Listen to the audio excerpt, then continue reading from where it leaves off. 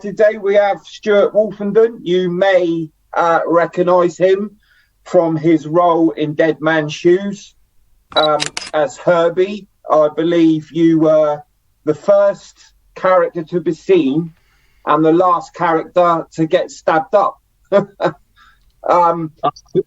it's a pleasure, mate. It really is a pleasure to get you on my channel.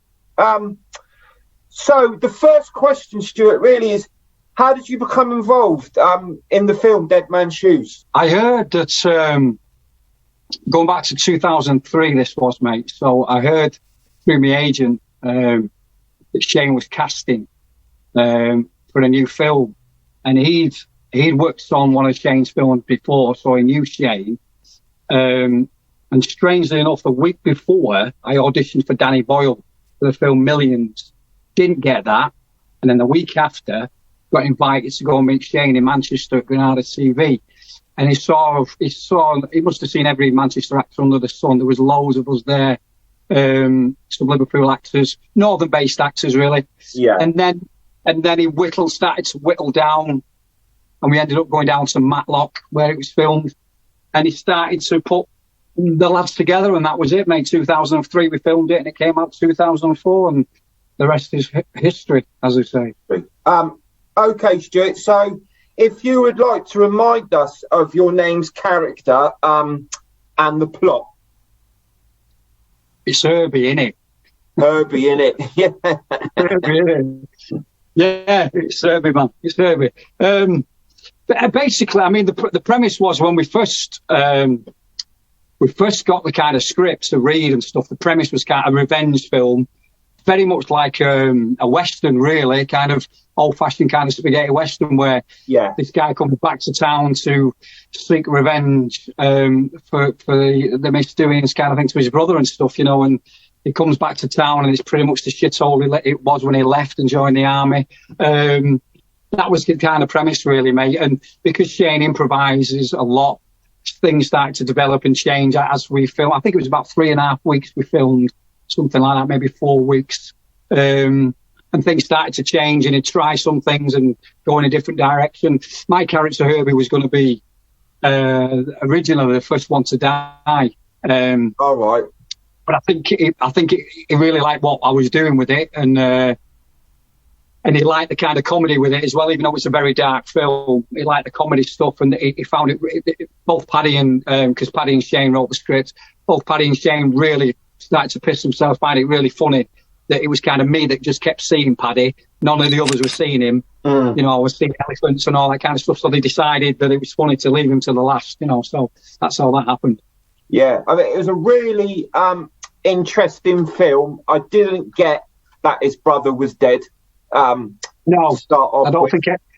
I only ever met one person that said they got it pretty soon, but right, a brilliant twist. And when Paddy was going around doing what he was doing, I thought, hang on a minute, this bloke's a bit out of order. Your personal opinion, do you think the gang or the little firm, they actually got what they deserved?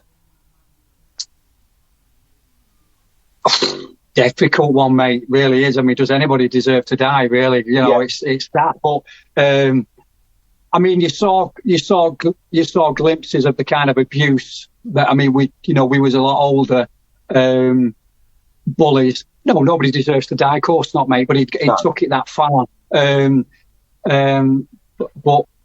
it's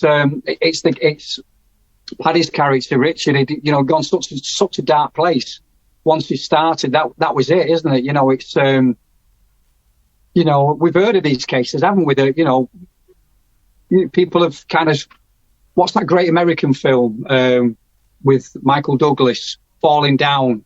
Oh yeah, seemingly kind of nice enough kind of guy who's just having a bad kind of time, and he's just had too much. We don't know the background of what Paddy's been through. We know he's been in the army. Now, what hell he's been through. He's come back to hear that his brother was tormented and tortured and ended up, I mean, the thing is as well, you see at the end where he hung himself, but did he hang himself? Did he do that? There's always that question as well. Did he hang himself or were we involved? Nobody kind of knows. That's left as well. So Yeah, it's a difficult one, mate. No, nobody deserves to die, kind of thing. But how could you? You couldn't let that. You couldn't let that lie, could you? You'd seek revenge. If it was your brother. No. Exactly, mate. Yeah, I mean, it's God forbid anything happens to my children, mate. It's who knows what you do. We're all capable of. Yeah. It's exactly what you're capable of, and I think that's the believable thing because. It wasn't American kind of stylized. It's not your kind of Guy Ritchie kind of guns shooting and this kind of stuff. Oddly enough, Lock, Stock and Two Smoking Barrels came out the same time as 2004, and I've said this before, and it's such a great film, but I think that is dated, whereas I don't think it's dated because it's very normal. It's just set in a normal kind of town, normal guys. It could have been made yesterday, it could have been made last year. I don't think it's dated at all, really. You're just small-time criminals doing what you need to do. Goes on all the time, doesn't it, in towns and stuff, yeah.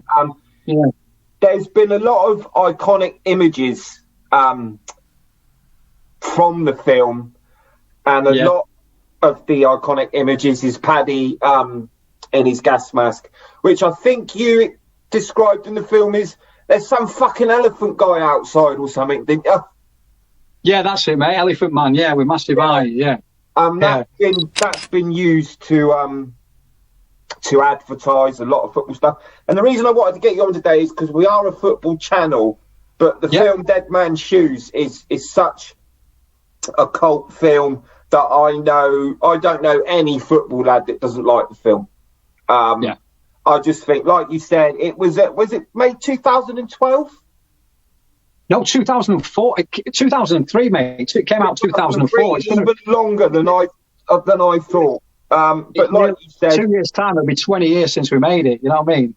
Yeah, I mean that's God, that makes you feel like old. I said, it's not dated. It's not dated, has it? It's still relevant now, and it's still. But people still come to it. I think it's on. I think it's coming up on telly over Christmas. I think next couple of weeks it's on Film 4 again, and. It's amazing when people have just seen it, because Shane only did such a small cinema release. I think it was his intention to kind of let this thing grow, and maybe that's why it's become this kind of cult film, Matty. That it was only we premiered in Edinburgh at the Edinburgh Film Festival, and then I think you could only see it at the Corner House in Manchester Northern. There was only a selection of cinemas that shown it at the beginning.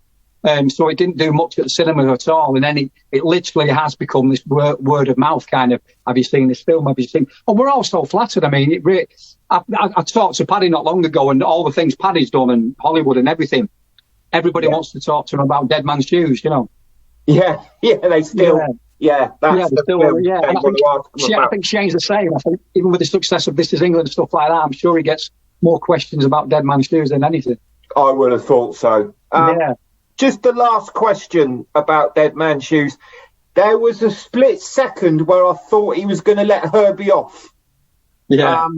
Just a split second. And then he went, was that knife for me? And you went, yeah, mate. And then I thought, he's fucked. But such a fantastic film. Like you said, hasn't dated, has a massive cult following among football lads.